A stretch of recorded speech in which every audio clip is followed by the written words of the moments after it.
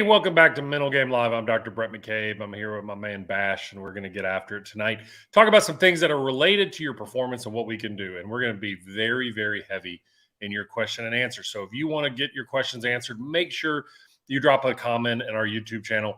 Make sure you let us know what you want, and we're there for you. We can answer anything you got about the game of performance. That's what Mental Game Live is all about. So how are things going over there in Bashland? Struggling, man. Struggle bus, man? Everybody's sick. Everybody's sick. Got a little hand, foot, and mouth disease going on. Yeah, we're just grinding through it. Grinding. I tell you what, we've Missy had the crud for about a week or so, and it's not fun. So I get it, and it's just what we got to do, right? Sometimes in life we don't get the opportunities to choose the way we feel. We just got to respond with what we're doing. So, so you're just hoping for some happy days, right? Yeah. Happy to be on here talking with you, man. I'm sure you are. I'm sure you're just like, I'm busy for the next hour. I can't do anything about it. I'm sorry. I mean, yeah, it's working. Yeah, I'm working. Yeah, I'm sorry, I can't. Yeah, I know. It's the worst.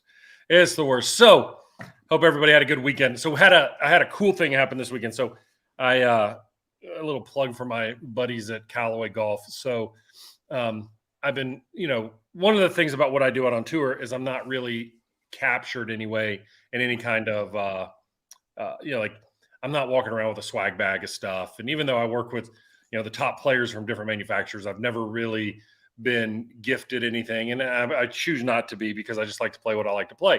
But one of my good dudes at Callaway was like, we were talking one day, and I said, I was talking to one of my players, and I said, yeah, I went to PJ Superstore and picked up a driver. Not a plug for PJ Superstore by any means. And he goes, why would you do that? Like, we're out here all the time. And I said, well, why don't we try to figure this out? Like, what are we going to do?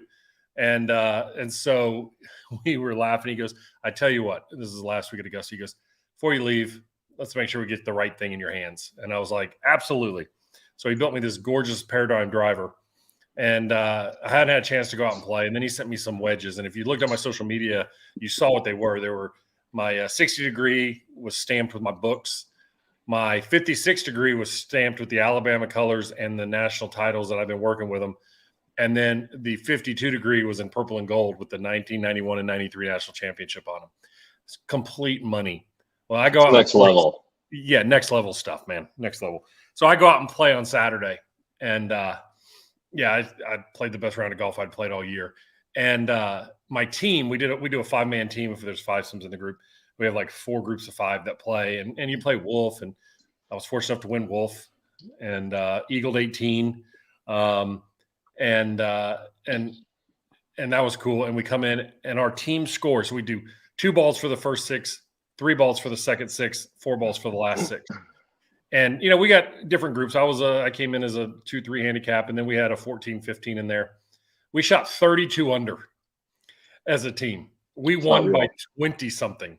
It was so cool because, I think it's the record. So I called my guy at Callaway, and he goes, well, I'm going to be honest with you. It's going on the tour report this week. And I'm like, well, it should, because I had a wedge in on a par 5. Now it's a little downhill, caught the speed slot, but it took off. And I was like, okay, it was sick. But it was the wedges that were so good. And so tip of the cap to my guys, Kellen at Callaway. I'll see you tomorrow in the Zurich. So we're heading down tonight or tomorrow in the morning to head down to Zurich. Team event this week at Zurich. So Billy and Sam are playing together. Came in 4th their first year. I put them together because I knew it would be a great pairing. Last year, they were runner-up to Xander and Patrick Cantley. This year, I kind of like my odds. Billy's a 2-time winner of the Zurich. Sam, a Louisiana guy, even though I tease him. The tournament's in South Louisiana. He's from North Louisiana, 2 different worlds. But we're going to get after it. And so that was my weekend. And then been kind of here working. It sounds like your weekend wasn't as good, Bash. Let's not even go into it. Let's not even go into it. All right. Well, it's going to get over at some point. So let's go into the instead of the good, the bad, and the ugly. Let's kind of take a twist on this and make it the birdie par bogey look at this weekend. All right. So here's the thing, birdie. I don't know if you watched the end of the RBC Heritage. Unbelievable golf. When you've got an elevated event coming off of the Masters, a lot of guys are really tired and worn out, and they go to Hilton Head. And it's a little bit more of a family feel. It's usually the weekend after Easter or around that time. It's more chill. They're relaxing. They're staying on property. It's not the hullabaloo of being at a major and all the stress. And this year it's a designated event, which means the purse was tripled, and it meant a lot. And coming down the stretch, you had Matt Fitzpatrick, who won the U.S. Open at Brookline. You had Jordan Spieth, who's the defending champ. You had Patrick Cantley. You had Sagith Theegala coming. You had an amazing field. And what was awesome about it was, with all the talk about performance and golf and all the other stuff, one of the best things to do is watch great players play under pressure to understand your game. And Fitzpatrick at the end stiffed one to about 2 inches. Okay. Yes. Heroic shot, third playoff hole, fourth playoff hole. Can't remember what it was. I was cooking dinner. But, the cool thing about it is they were missing putts, just like we do, from 10, 15 feet. They were hitting the cup. They just weren't going in. But it was amazing golf. Patrick Cantley chipped one under the railroad ties and probably should have taken a drop, but got it up and down for bogey. And so you just see those things that coming down the stretch. It's unbelievable golf, continuing to get better, watching the best players in the world. But for those of you who don't know this, PGA Tour players win 80% of their money in 5 events a year.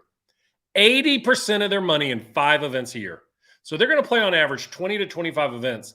They're not going to have their A game but 2 or 3 times in the course of a year. You hope when that A game shows up, you're in position to win an event.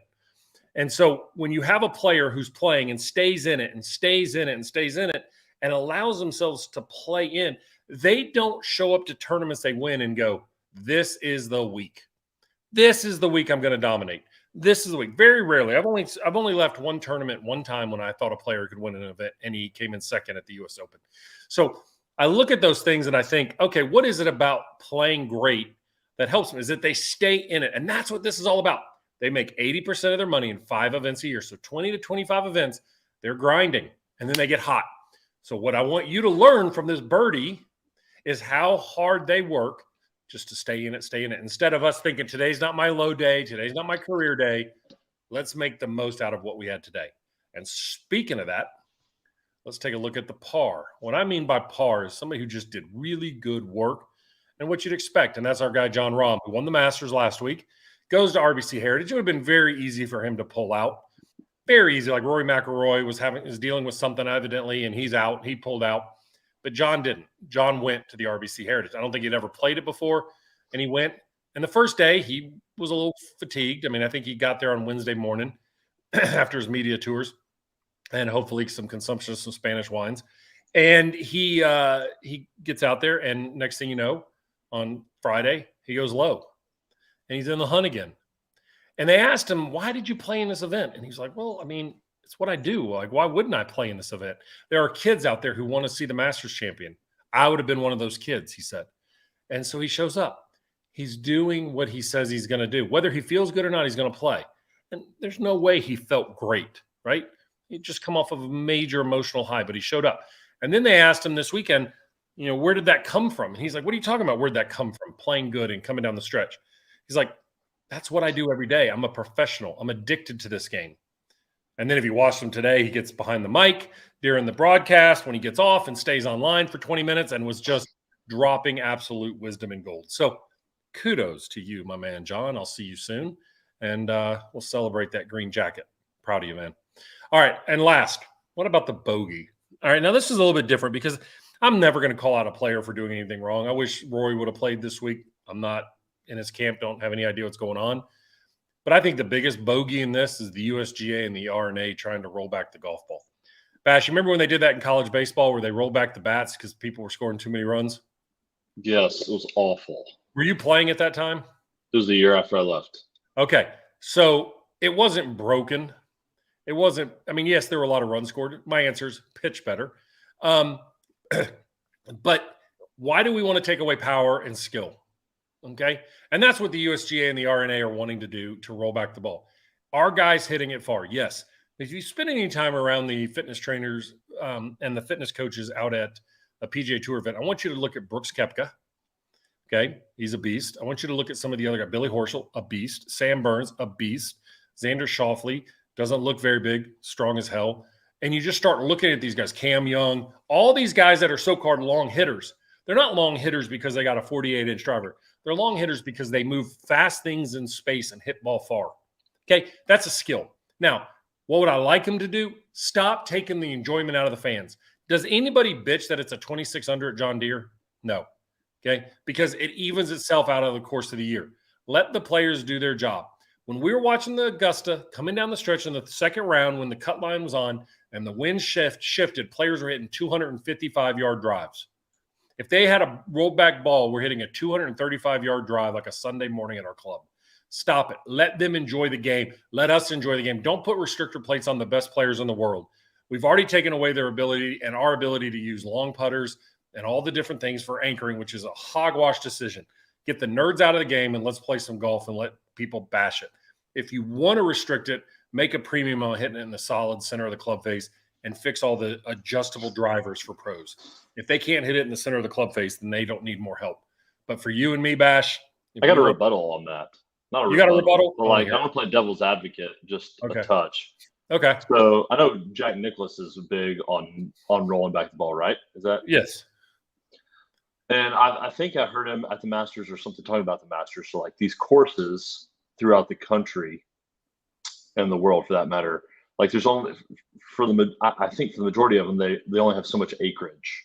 Correct. So like, I don't know where golf ball technology is. I don't know, or excuse me, golf equipment technology is and how far it can go, like what the cap of that is. Yeah. And so if you get to a point where like, I'm with you. I mean, do you want to see a guy? Okay, so there's three golf courses that everybody's up in arms about. Number one is Augusta National. All right. And this year, because of the weather on 15, they weren't hitting driver 8-iron in anymore. Okay. Weather took care of it. On 13, I bet the scoring average was the same as it was last year. Just put a longer club in their hand. These guys are so skilled, okay, that they can hit a 5-iron like they hit an 8-iron. And when they're on that week, remember 5 times a year, when they're on, they're really on. If you ever watch PGA Tour live on a weekend, on a Thursday, Friday, and watch the groups, they're going to follow an entire group. You'll see guys who are not on, who are, missing center club faces, and they're struggling with their swing. But they're talking about Marion, they're talking about St. Andrews, and they're talking about Augusta National. The thing about like this past year at St. Andrews, yes, the scoring was low. The winds were strong. There was no water. There was no wind. It was dry as a bone. And the downhole, the downwind holes were drivable. But that course, his only protection is Mother Nature. It's been that way for 200 years, right? And so Marion, yes, but we don't want to see balls go into rough that you can't get out. And John told me this years ago. He said, look, it's not about distance, because he said you could make Torrey Pines 8,000 yards and we'll still make birdies. Okay, I can control a 5-iron like I can control a 7-iron. Okay, the difference is, he said, grow up the rough around the greens, make it punitive off the tee, fair but punitive.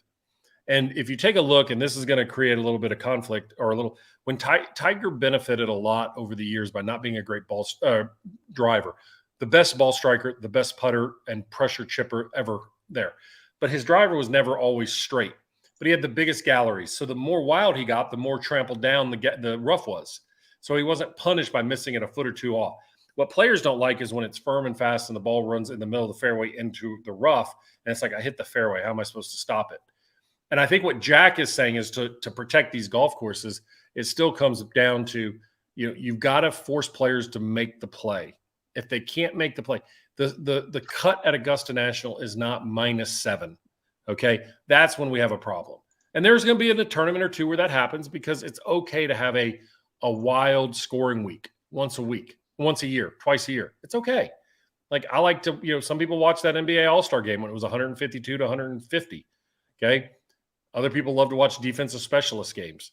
Okay. There's different strokes for different folks. So I get what Jack is saying, but Jack also had a power advantage when he came out.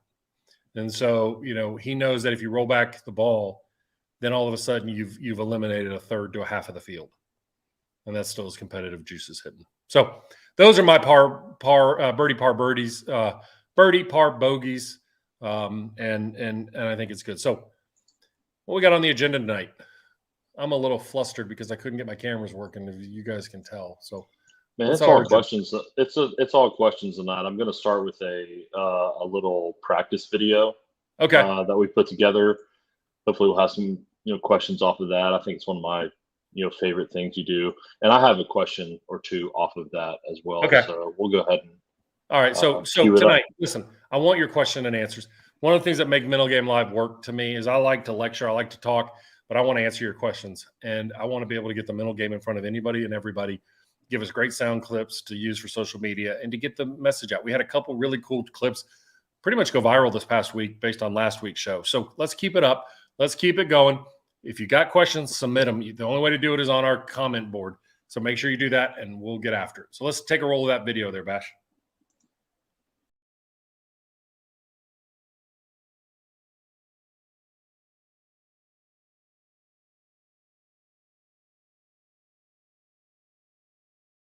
Okay, one of the biggest problems the average player makes when they get to the golf course, and they do it on the PGA Tour, my college players, my amateurs, and you as my insiders, is that you get to the range and you warm up so wrong, and it starts a whole process of difficulty. I've had a lot of success changing the way that people warm up and train so that they can, can prepare to play better, and it's important that you do the same thing. Now, what happens is most of you show up and you show up with a wedge, okay, and you think, well, I'm not very loose, so I'm gonna start hitting a wedge to get loose. Well, a wedge has the shortest club in your bag.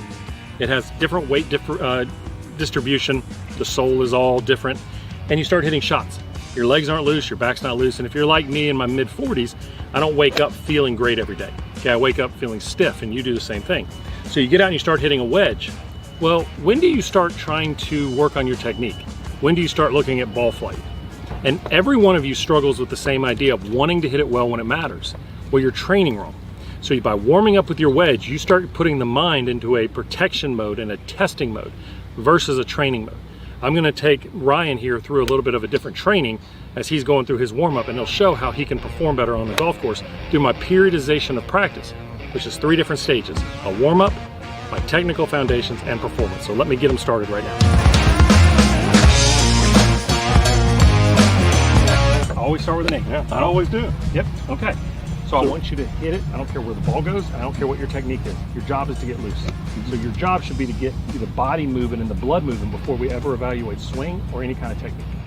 And the important thing as a player is to not worry about where the ball goes during this time.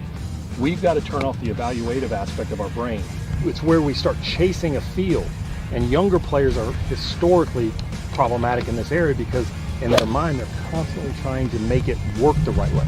I want a player, even when they get to the range at the golf course, PGA Tour players show up to the range, they've already gone through about an hour and a half of physio training. Most of them have been in the gym, most of them have been with their physio, they've been stretched, they've got a nice little lather of sweat and movement going. The average player though doesn't. They show up, we just ate lunch, we came down here, we did 2 toe touches and we're ready to rock. And we can't expect our body to be in the same position. Now it's 95 degrees here today, so it's warm, so you're gonna get loose very quickly. Yep. Is I want you to now switch. If you wanted to hit a longer club, that'd be fine, something with a head on it. So we're gonna proactively ingrain the mechanical movement instead of waiting for it to break down and us to fix it. We're gonna do it first right out of the gate. I'll take that one out there. Yeah. I want to concentrate on where that went. Yeah, exactly. That's where the mind gets in trouble. That's our problem. Okay, Yeah. So what happens is now you start going, how did I do that? I want to do it again. Versus knowing for you to make the turn and allow your body to get over the ball is what we need to be focused on, not that last shot. So that's where I struggle with it the most. Yep. Okay, so after we do this, I'd probably have you take 4 balls and work on a driver. We're working on the mechanics of the driver. No pre-shot routine. Just very deliberate in our approach. So I'm going to have him now pull the driver over. That's why he's here today, is to work on this driver. Most players always have 1 or 2 things that they work on when they go to their instructor or their keying. And the ability to do what you just did right there takes a couple shots to start working in that mechanical focus without having an outcome associated with it. Okay, so we're moving the evaluation, which is where we get in trouble, the judgment. I know I'm going to get there. Just keep working your process. Good. And do your post swing.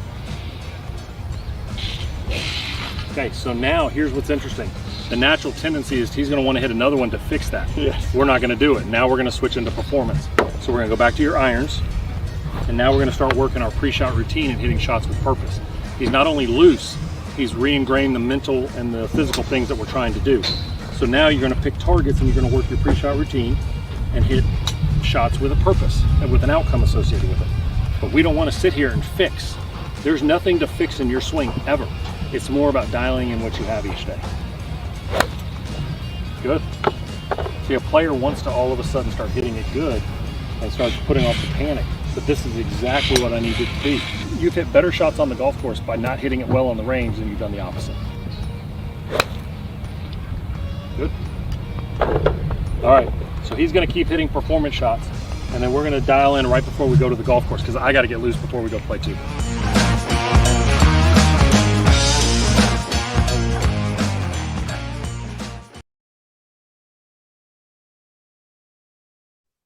You like that one, don't you, Bash? Yeah, it's one of my favorites. The periodization of practice is. Why do you like it so much? Because I'm that guy you talked about. Because I roll up 10 minutes before my tee time, do a couple toe touches, and I go. I think because you were an athlete, so Well, it should work, right? Well, I'm getting a bit older now, so that doesn't work as much. No. But also, so I think I'm like a majority of people. I guess I'm gonna get a broad brush it here. And you work through the bat. I start at my 52 and I work all the way up to driver, and it takes forever, but at the same time, rarely, when my camera felt sorry for you and fell. Anyway, what can you do?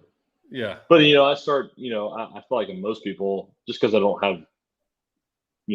have really like a systematic approach to it. That's just what I've always done. But that's what happens is, so one thing that I think people have to understand when you go to the golf course to start off, there's always a little bit of anxiety of hope. There's hope that you're going to play well and anxiety that, that it's going to be there today. So I want you to think about the ride in. People get loose, they get stretched, and just the average player. What am I going to have today? Am I going to have my mechanics? Am I going to have my feels? Am I going to have all that? Because we're so afraid of what the future is going to hold that we don't actually believe in ourselves. So the reason why I want people to go through that periodization of practice is that it allows them to work themselves into their warm-up so that it doesn't create this search in their mind. The biggest mistake let me just say this. Golfers are the worst preparers and trainers and practitioners in the history of sports, bar none. Cold, hard truth, the absolute fact. Golfers suck at practice because they're always out there chasing a feel that they're trying to fix from something that they did wrong the day before. They don't say, wait, when I am playing well, I do this. Now, when they play well, they go, oh my God, I can't believe I forgot about that. Happens to me. Setup, ball position, things like that for me. When I'm focused on those little things, I do great. And that's the same thing for even my tour players. They have coaches there that are great at saying, hey, remember when we're doing it well, these are the things that we're doing. So they build that practice and that warm-up in for them so that they're not up there going, what do I have today? Like I can remember when I was not confident as a pitcher in high school, I used to go in the backyard and throw against a wall. And then I built a little apparatus to see what I had that day. I want you to think about that, right? What did I have that day?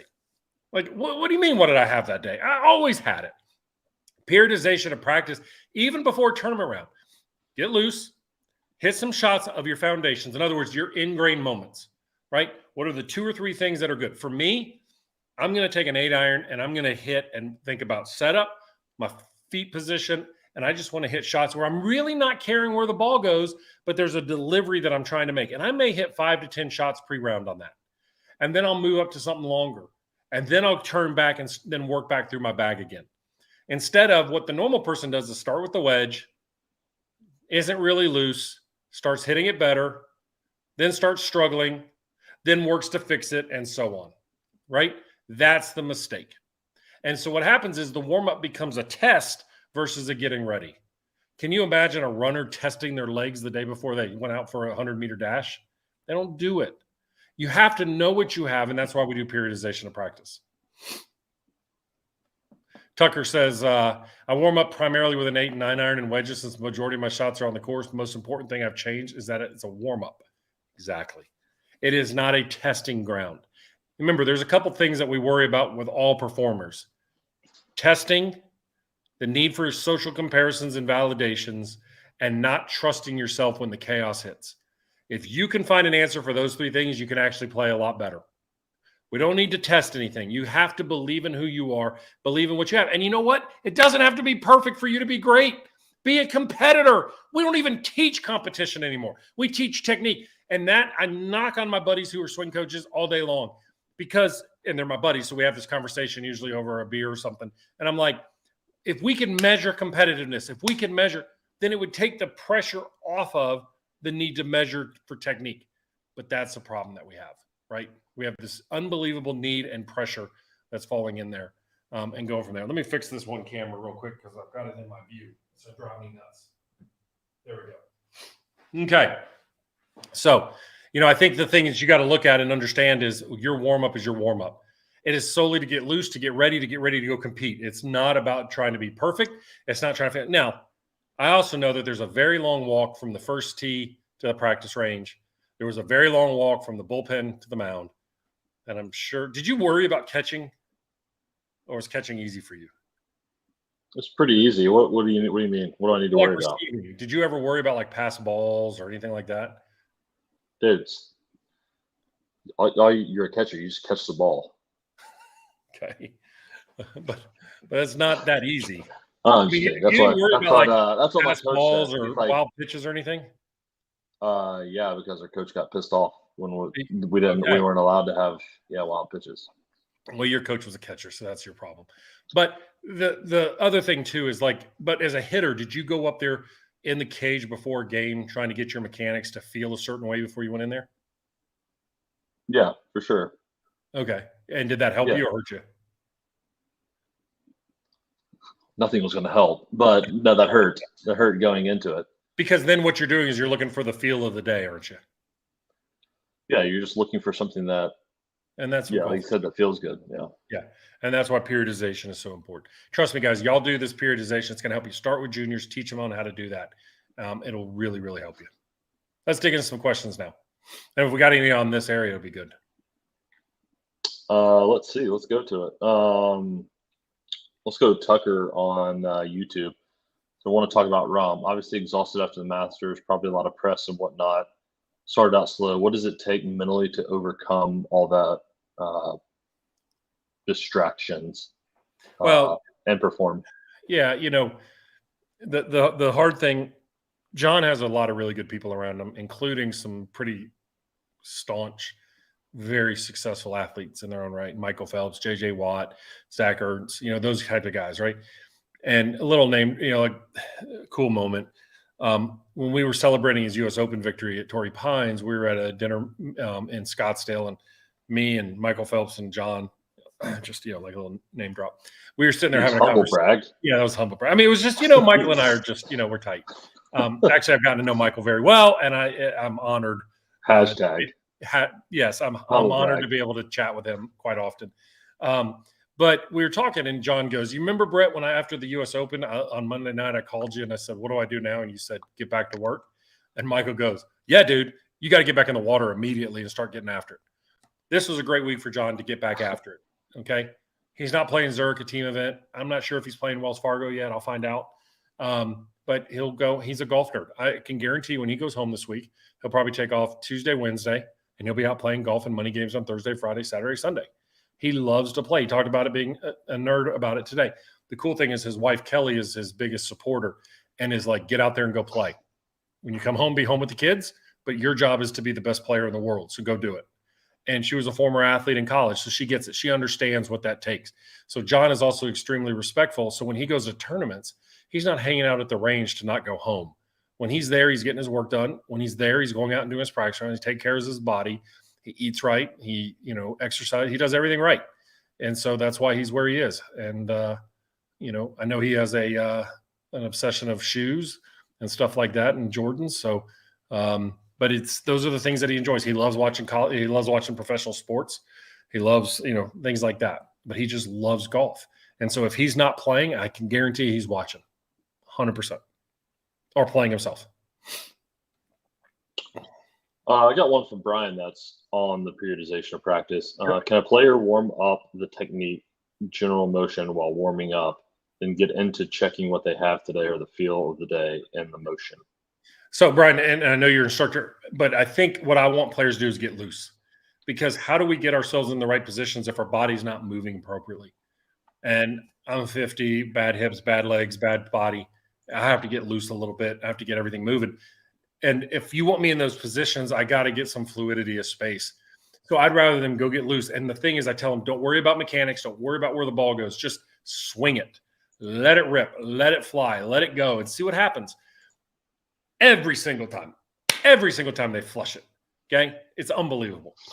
But what I want them to do is come back to then the periodization is like, okay, if my number one thing is making sure I take the club back on plane, then I'm going to hit 15, 20, 30 shots focusing on that. I really can't focus on where the ball goes. I got to focus on the things that matter. And so to me, I don't want to blend the warming up and the foundations. I want to warm up, get a lather, and then be like, we're going to start periodization. Now, here's the deal. When a player's playing well, and even pre-round, I like it about 25% technique, 75% execution. But if I go and take a lesson and I'm working on something, I've got 2 weeks before I play again, I may do 75% foundations for a day or two. Excuse me, and then back it off. And as I get closer, I want 25% foundations and 75% execution. This one is from, I believe it's Milan on YouTube. Milan, if I said that wrong, hit me up in the chat and tell me how to pronounce that right. Can you talk about comparison? Just played a tournament and the winner score seems very unattainable. How to keep perspective yet not be oblivious of the standard? Yeah. Comparison is built into the human body. Okay. It is evolutionary required for the human brain to function and the mind to develop. We must have social comparisons. I don't believe people can be in a tunnel of themselves. If people don't care about what other people think, then we tend to see them as sociopaths or antisocials.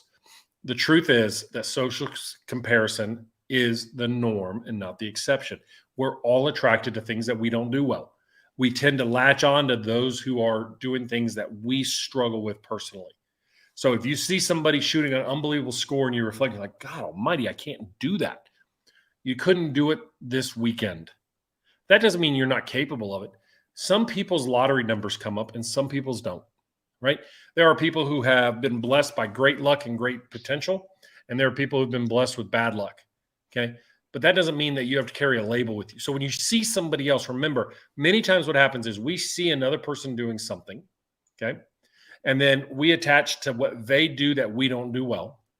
Then 2 days, 3 days, 2 weeks later, we see somebody else and we see them doing it well, and we forgot to follow that other person. So we create this composite of everybody's doing everything better than us, and I suck. That's where social comparison gets us in trouble. If you could look at it and say, and look at others like fine art. Ooh, that's nice. That's nice. Like I love Jordan Spieth's ability to grind. Okay.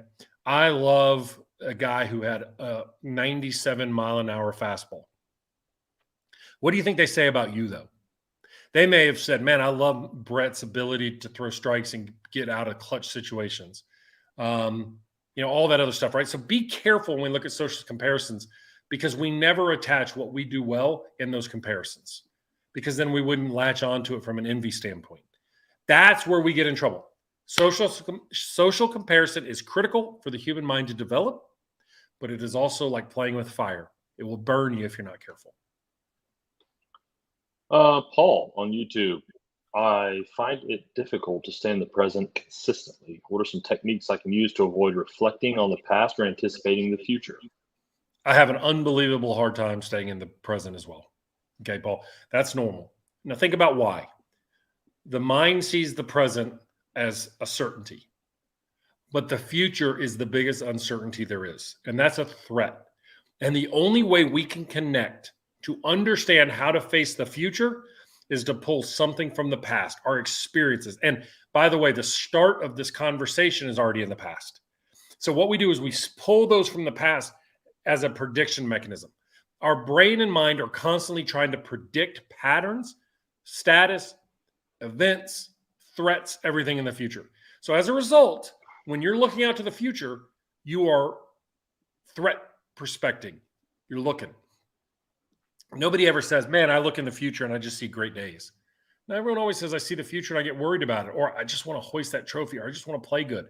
That's hope-based, which means there's fear and doubt behind it.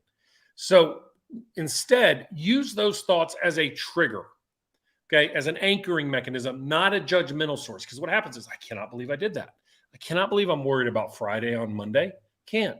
How about you just say, hey, when I think about Friday, I'm going to use that as a reminder to stay grounded where my feet are and have a little mantra of all I can do is focus on the present moment because that's all that requires of me. And if you can just not judgmentally, just in a non-judgmental way, turn that conversation back onto you and what you're doing, you can be more successful. That's the only way to stay present. But we don't stay present for long, because the longer we're in the present, the more we're thinking about the future. There's a great moment in as the Office show was wrapping up. I don't remember who said it, but said, I can't remember, it was Andy maybe, who said, one of the coolest tricks is that we don't realize how good we have it until it's gone. That's why the mind is never truly content in the present moment. It's always looking to the future. Deep. This is from another Paul. This is through email.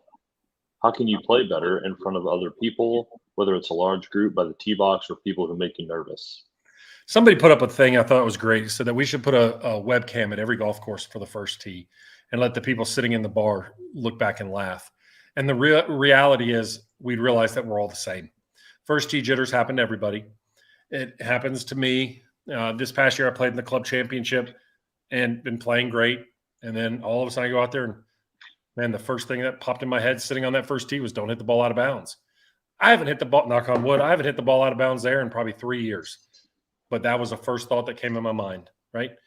And I don't know why, but remember, under pressure, everything amplifies. Your physical movements change, your mental movements start becoming more negative and fear-based. Your decision-making gets more truncated and usually more preventative, and you lose your grittiness. So to play in front of other people, just realize that they really don't care. Most people will judge you, they kind of rib you a little bit, but nobody really cares because they're all dealing with their own crap. So if you realize that, and remember, everybody, the thing is, you don't get to see other people's thought bubbles above their head. You don't get to see what their stressors are. Okay. And look, I've always told everybody, if you really want to be embarrassed in sports, give up a home run in an opposing park. You stand out on the mound all by yourself. Everybody's looking at you. The umpire won't even throw you the stupid ball back. You just stand there while everybody's running the bases and cheering and yelling at you. Then they throw the ball back at you. That's embarrassing. So missing short putts, missing chips, not playing well, get over it. Okay. Everybody's dealing with their own crap. Focus on what you can do, not what you're afraid of doing. This is from Teresa on YouTube. As juniors go up in the competitive ranks, finding friends who are supportive of your success gets more challenging. Do you think it really is lonely at the top? You know, one of my favorite motivational speakers is a gentleman by the name of Trent Shelton. Trent was an NFL football player and then transitioned to motivational speaking. And he has an amazing YouTube video that says the bigger you get, the smaller your circle. And what I hear about people, like I'll hear it a lot from players, is like, you know, when I made it out on the PGA Tour, I lost my friend group because we're not all in the same boat. We're all not, you know, whatever. And so you see smaller cliques. At the end of the day, everybody's trying to take money out of each other's pockets. Well, in the competitive ranks, you can compete unbelievably hard against each other, but then hang out off the course and be happy, or hang out on the range and be happy. But sometimes that is a perception of being lonely because people are focused. They're doing what they need to do. I know players, and you probably felt this, Bash, when you went from college baseball to minor leagues. Did you have as much fun? You did not. Nope. No, because everybody had their own agendas at that point, right? Yeah, you definitely lose the team feel. You lose the team feel. Like, yay, we won the Pioneer League. Whoa, 3/4 of the team's not even here anymore. They've already moved up or moved out, okay? So what happens in golf is the same thing. That's why when players do get to do team events like the Zurich this week, so cool, they get to unify again. So somebody asked a question I saw as we were perusing, what's the preparation difference between the about team event and individuals? This week, Zurich, the reason I love going there, one is New Orleans. I get some oysters, some crawfish, some grilled shrimp, and I may have a fried one in there at some point that may accidentally fall on my po' boy. But the cool thing about it is they're in it together, and there's a lot of fun. There's a lot of discussion. You know, they got to figure out the ball they're going to play. That's a big deal on alternate shot days, is whose ball they're going to play, because if one player can control spin better than the others. But other than that, they just have a damn good time. And it's cool to watch teams of guys that get along and really like each other versus like they just did the potluck way. And there's a few that are like that. But like Billy and Sam will have a blast. A couple of my guys will have an absolute blast, and it'll be fun. And it's the only time other than team events like the President's Cup and Ryder Cup where they get to root on somebody else and think through shots together. And I think that helps. So preparation, it's very light. It's very easy. And, they're not grinding a lot. Another one on YouTube, playing the SAC Conference Championship right now, but didn't start well. How do I start displaying my real strength under pressure? You just start facing the new challenge. Sorry you didn't play well, but I don't want you to try to find your hidden talent underneath. Face the next moment. Face the next moment with what you're capable of doing in the moment. Don't try to be a Superman, Superwoman. Don't try to be the best player ever. Look, one of the things I tell my players on tour is it's okay to hit 2 balls in position, which I count within 20, 25 feet for birdie. And all of a sudden what happens is when you're focusing on that instead of trying to be perfect, all of a sudden really good play comes. So I think if we understand that pressure is always there and we build up, the best thing to do is to do less. We talked about it last week as a video that went viral about doing less at majors. Same thing here. Don't try to be so great out there in the conference championship. Just because there's a bigger trophy doesn't mean the golf course has more alligators on it. Go play the game the way you know how to play. From Greg on YouTube, how do you train competition? Simply by competing in money games or creating consequences for yourself in practice? All right, you ready for this? You cannot simulate tournament pressure of golf. It's one of the only sports that we cannot simulate the true pressure in practice. Football, we can create scrimmages. We can have yelling and screaming. We can have basketball scrimmages, baseball inter-squads. Sometimes y'all's teams, probably some of your inter-squads are more. They were deeper than what you played in a regular game. We faced guys that were better hitters than we played at other teams. But in golf, you say, I'm going to be a tournament day today. You go out there and 2 holes in, you got your cell phone out, you dropped a second ball. You just can't do it. So here's the deal. If we understand that tournament golf is different, it's at the top of the mountain, and we understand that regular golf is down here, the only way to bridge the gap is that we take regular golf and we improve our processes and they get better. And when we get into better and more tense environments, we back it down and we focus on our process. And then we work ourselves up and then we work ourselves down and we keep learning and understand that with every surge of adrenaline, every surge of pressure, we get better by learning to face it. Doesn't mean we actually succeed at it, but we learn from it. That is the only way to simulate tournament pressure, is to immerse yourself in tournaments. Nice. Another one on YouTube. How do I start making more putts outside of 7 feet, having technique, performance, and competition built into my practice, but still struggle to hold them? It's a great question. And if I had to guess, he's talking about birdie putts. Because people make more par putts from the same distance, same line, everything. We can statistically control for every factor. Players make more par putts than they do birdie putts when you control all the factors. The reason? Because there's a part of us that puts more pressure on making a putt, but we want to be okay with it if we miss it. If you want to make more putts from 7 feet and in, burn the boats. In other words, go all in on making it. Tell yourself, I'm going to make this. I'm going to make it and be as more visual as you can. I'm going to make it at, if you had a clock face, and let's say this is 6 o'clock, say it's going to come in at 5 o'clock and it's going to go from 5 to 11. Okay. Take a deep breath and tell yourself as you're stepping in, I'm going to make it. My experience is that we get oftentimes so caught up online that we ignore speed. And I've been around, never worked with Brandt Snedeker, but I've been around him a ton in practice rounds. Him, Brad Faxon, some of the best putters I've ever seen. Their speed is unbelievable. The ball gets really heavy as it gets near the hole because they usually have really good line, but their speed is exceptional. And we know from things like aim point golf that there's a right capture speed that opens up the hole. It's not about being firm. It's about being committed. And so what we have to do is when we make those putts, we can practice and train, but when you're in the heat of the moment, don't be looking for the breakthroughs. Just try to get one putt every 4 rounds to fall more outside 7 feet. Jennifer on YouTube, mentally overcoming 3 stress fractures freshman collegiate year of cross country and track, and not racing, coupled with the pressure of holding multiple state records and 2 Gatorade High School Players of the Year. Wow. Congratulations on your success. It's funny. I do see quite a bit of stress fractures and overuse injuries among runners. And it's particularly as they get to college because of the volume of road work that they put in. How do you overcome it? Is that we start by looking at where we are now. Let's go back to that mountain analogy. We start and realize that we're on the mountain. We want to be up here, but I don't want you to compare the view where you used to be to the view of where you're going. I don't want you to compare what you used to do to where you think you should be. I want you to build that now and realize that every day you're not going to be at 100%. You're going to be at a percentage, and it may be 80, 85%, and you're going to have aches and pains and soreness. But the lost months, the lost years, the lost time that you put in due to the stress fractures and stuff aren't saying that you can't do it. But what you're doing is you're spending some of your energy thinking about that. What you have to do is assume and understand that your injury is there. It's been there. You can't do anything about it. But what you have to do is just look at it as like, all I can do is build forward. I can't change the success I've had in the past, but I can't live up to that every day either. I have to take the wisdom I have as a player, as a runner, taking care of my body, investing in myself, and go compete with what I have every day. And I think what's happening is you're probably, while your fitness level may not be the same because you don't have the same amount of volume, that'll come back. But what's different is now your mind has some competing forces inside of it. One is achievement and one is validation. And the validation is getting higher because of the injury. We got to push that down and say, look, at this point, let's run for ourselves and let's run for what we can do.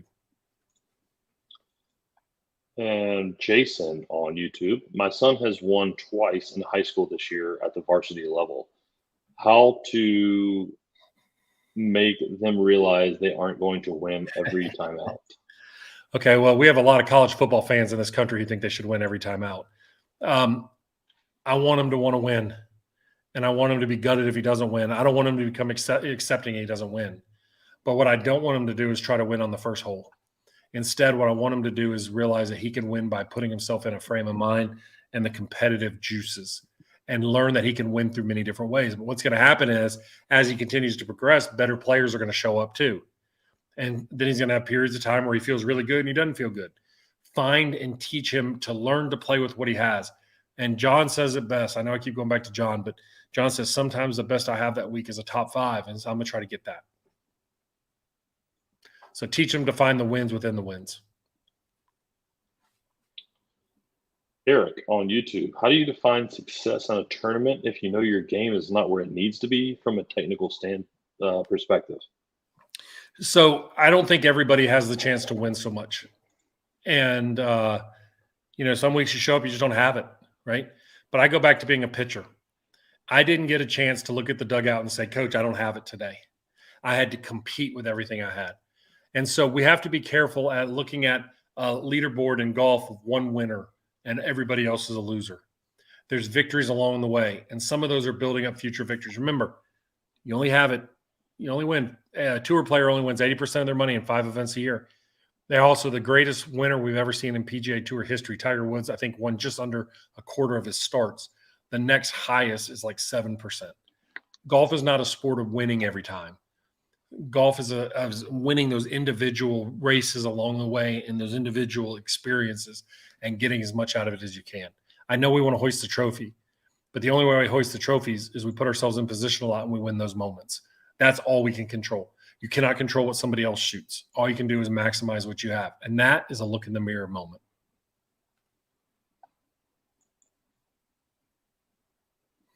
So that is the end of our questions tonight. Sweet. All right. I do have a question. You have one? Okay. Yeah. So I saw I'm going to classify it as a middle game question because it had to deal with the mind, but the quote was something to the effect of, I'm paraphrasing, the mind sees things first. You see things first in your head and then in reality, or something like that. Is there any truth to that? I'm trying to. Well, so the vernacular, the things that we've heard over the years, and you've heard things like the reticulating activating system, and the mind doesn't know the difference between real and imagined. Okay. And if you have any worry about that or wonder, just think about somebody who is imagining giving a public talk, who's afraid to speak, somebody who's afraid to fly, who thinks about flying. They will create that anxiety and that fear. There was a company I used and did a lot of work with when it came to virtual reality. And they had this really cool platform that you sat in this seat that was for Delta Airlines, and you put the VR headset on and you took off. And when you landed, your ears popped. Swear to you. Okay. Even though your altitude never changed. So we followed a quote, and I know you have to know it, Bash. What's the quote from Paul J. Meyer? Anything you vividly imagine. All right, you ready for it? Yeah. Anything, whatever you vividly imagine, ardently desire, sincerely believe in, enthusiastically act upon, must absolutely come to pass. It must. And so if you understand, if I can see it, I have a hard time believing that people will achieve if they've never seen it. Okay, if you have to see yourself there, you have to be the star of your own movie. You have to believe in what you're capable of doing. You have to put yourself in those scenarios and run those scenarios in your head, the good, the bad, and the ugly. Don't just look at the good stuff that can happen. Ask yourself, how would I handle it if this went this way or that went that way? See yourself in that situation. Do everything you can to prepare for that moment. Believe that you're truly going to be successful and give it everything you have. And so to your quote, yes, if you see it, you can achieve it. But if you never see it, you'll never believe it, and you'll never achieve it. It did have a few more questions popped up? Okay. From Sawyer. Sawyer's got 2 questions. But okay. What are some of the areas in which you grew from as a professional earlier in your career? So the biggest thing that I did is I realized I had to be myself. Okay. When I first came out, I was trying to be everybody else in this industry.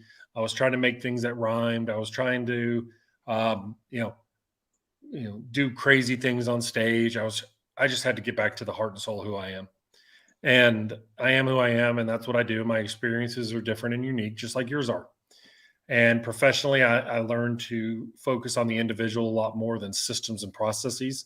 I still focus on process and systems, but I only focus on them within the individual. I started to I resisted for a very long time in this industry people telling me to market my clients. And the reason for that is people would tell me, man, you work with all these great people, go out there and talk about it. And even like working at Alabama in Birmingham, how many public talks do we do in Birmingham? Like 1 a year? I'll fly all over the country giving talks, but I don't talk about it here because I don't want to ever violate the trust and the relationships I have with the coaches, the players, the staff, anything. And so, it's funny. I'll hear somebody say, well, I went to this guy who talks about working at Alabama. And I'm like, never heard of him. Or, yeah, that guy came in one time, met with some coaches for a little bit and left. So I wouldn't believe in what he says. So how did I grow professionally? Is I just said, all I can do is be the best footprint of myself. And my mom and dad raised me that way. And that's all I try to do. I want to get better. I want to become a better server to my clients. I want to give them everything I have, but I never want them to look at me and go, huh. I want them to look at me and know I'm there for them. So that's what I've done professionally. What order should I read the books? I get this email a lot. Maybe it's something we need to put on the website. If you're not struggling, you just want to know the basics of the mental game, I would start with the manifesto. But if you're in Suckville, start 100% with Suckville and then go back to the manifesto. What do you think, Bash? Yeah, if you read the manifesto, probably read them all. No. Yeah, I would say that. The order in which they were, I would say the order in which they were published: manifesto, game plans, like a deeper dive into a specific section of the manifesto. And Suckville is kind of like its own entity, which is really good as well. And then Tom said, when's the anxiety book going to be released? Yeah, that's a good question. It's supposed to be being reviewed right now. So I know one person's read it and says, God, it's actually really good. I went back and read it a couple times. I like it. But there's a process to it. And I'm just not somebody, and Bash knows, I'm not somebody who just puts out books to put them out. I sit on them for a while, let them percolate. I think the next book after this is going to be on competitiveness, though. I've already been writing out an outline, and I like it. So I don't think we teach competitiveness, so we're going to get after that. The failing competitiveness of our country right now. All right, we're on down to the Bayou. We're heading on down to the Zurich tomorrow, so hopefully we can get a couple of victories done. Have to reread Suckville. I seem to live there. Me too. Thank you guys for doing this. Thank you for keeping it. Please get the word out.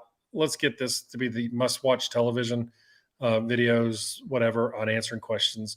And if you got guests you'd like me to talk to, we'll get them in there and go.